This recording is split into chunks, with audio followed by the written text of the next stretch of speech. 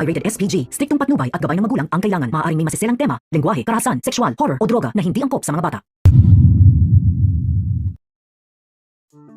Dahil sa sitwasyon nitong si Aling Betchay ay para bang inaabuso nitong si Paquito ang pangangailangan ngayon ni Betchay dahil sa kritikal itong si Mang Rudy kung kaya't kinakailangan ng maghanap ng paraan ni Betchay para makadagdag man lang pambili ng kakailanganing gamot ngayon ni Rudy.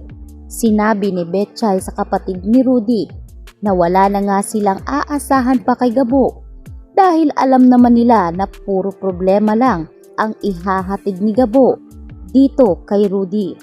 Kaya siya na umano ang gagawa ng paraan kahit magbenta pa siya ng laman, handa niya umanong gawin para sa kanyang minamahal na si Rudy. Samantalang, todo effort naman ngayon si Gabo para lang matapos ang misyon. Alam kasi ni Gabo na kapag natapos niya ito, malaking pera ang kanyang makukuha kay Tatang. Tumataginting lang naman ng 100,000 halaga. Pwedeng-pwede na para ipaunang bayad sa gamutan nitong si Rudy. Kaya naman kahit malabo ang pagkakataon, tagilid ang sitwasyon sapagkat wala naman talaga silang kalaban-laban sa grupo nga ng mga sindikatong si Victor Safra. Bukod kasi sa mayamang tao at maimpluwensya ito, ay di kalibreng armas din ang hawak ngayon ng grupo nitong si Zafra. Sandamakmak din na mga tauhan ang nakapalibot dito upang makasigurado na hindi siya malalapitan ng kahit sino. Matapos nga matunugan ni Tekla sa Jade Imperial, itong si Mr. Chan ay agad niya nangang tinimbrihan si Gabo. At doon, kaya naman hindi na nag-aksaya pa ng oras si Gabo. Agad niyang sinabihan ang kanyang mga kasama na magkita na lamang sila sa Jade Imperial. Wala nga silang QR code na maipapakita sa mga security guard. Kaya naman sa huling pagkakataon ay dumaan nga sa likurang bahagi ng gusali ang naturang grupo ni Gabo. Dito naman sila nakapasok. Kanya-kanya ng diskarte para nga makaisa at si Gabo ay tuluyan na nga ring nakapasok sa loob. Pakunwari ay isa siya sa mga nagsasayaw doon. Todo bigay ang binata at ang kanyang mga mata ay masyadong abala sa kakahanap nga dito kay Mr. Chan.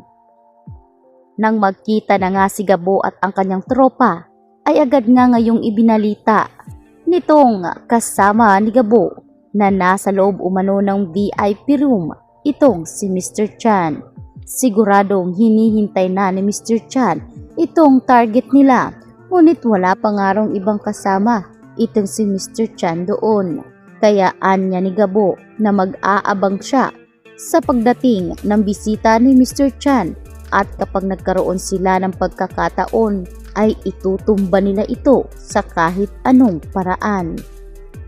Kaya naman nababahala itong kasama ni Gabo dahil na rin sa wala naman silang kalaban-laban dahil mga armado ang mga tauhan ng mga sindikatong babanggain nila. Ganun pa man ay petsa de peligro na rin ang gagawin nitong si Gabo. Wala siyang pagpipilian dahil kailangan na kailangan niya ng pera para sa kanyang amang si Rudy.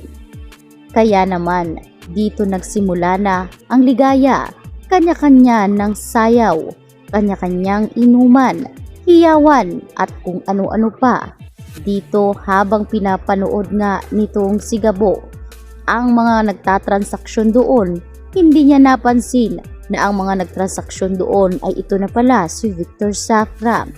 Nang malaman nga nitong si Sam na naroroon sa parting area ng naturang Imperial, ay dito nga dali-dali itong si Sam hindi niya napansin na nasa unahan niya si Gabo kung kaya tumilapon ang binata.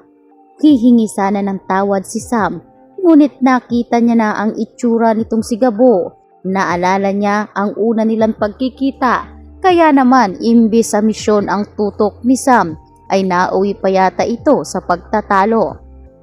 Dito nga susuntukin na sana ni Sam si Gabo, ngunit agad itong naiwasan ng binata. Sabay sabi na sa susunod na suntok nito ay hahalikan niya na umano si Sam. Hindi nagustuhan ni Seb ang bitawang salita ni Gabo, lalo't kani-kanina lamang ay nabangga nga ni Gabo ang binatang si Sebastian. Kaya naman naalala ni Seb na baka nagbabalat kayo itong binata at nagkukunwari, ngunit isa rin ito sa mga sindikato. Kaya naman nang tumayo itong si Victor Sapra para silipin ang nagtatalo, ay dito na agad tinutukan ni Sebastian ng baril si Gabo. Sabay sabi na baka hindi umano kilala nitong si Gabo ang kanyang binabangga. Sila umano ay mga kabilang sa NCIA, kung saan ikinagulat ng lahat dahil may mga parak palang nakapasok sa loob. Nang matunugan nga ito ni Victor, ay agad na ngang nagsipulasan sila, kanya-kanya ng diskarte para makalabas ng naturang Jade Imperial.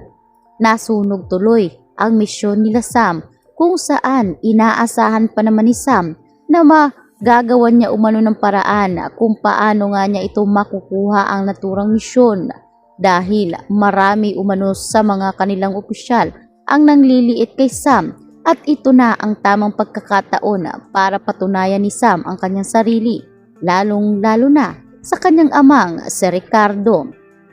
Ngunit dahil sa kapalpakan at padalos-dalos na desisyon ni Sebastian, ay nauwi tuloy sa walang kwentang misyon ang kanilang ginawa. Kaya naman ang makabalik si Sam sa kanilang opisina, dismayadong-dismayado, at dito pa pangiti-ngiti itong si Pia dahil nalaman niya na hindi pala nagtagumpay ang misyon nitong si Samantha.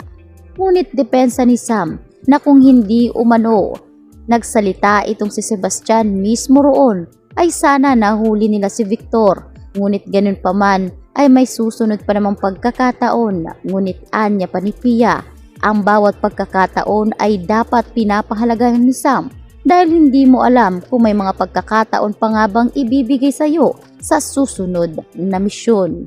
Kaya nanahimik na lamang itong si Sam dahil alam niyang wala rin patutunguhan kung makikipagtalo pa siya sa nakatataas na sa kanyang opisyal. Ngunit ganun pa man, hindi pa rin doon natatapos ang lahat, sapagkat na makauwi nga si Sam sa kanila ay dito na naman siya pinaulanan ng tila pangungutya ng kanyang amang si Ricardo, dahil wala talagang mapapala umano si Ricardo kay Sam. Tanging daladala ni Sam ang apelidong Jacinto na magdadala umano sa kahihiyan, at sa pagkakataong ito ay hindi na nagsalita si Sam. Naiyak na lamang siya dahil kahit ang kanyang ama ay wala talagang bilib sa kanya noon pa man, kahit anong gawin niya para patunayan ang kanyang sarili.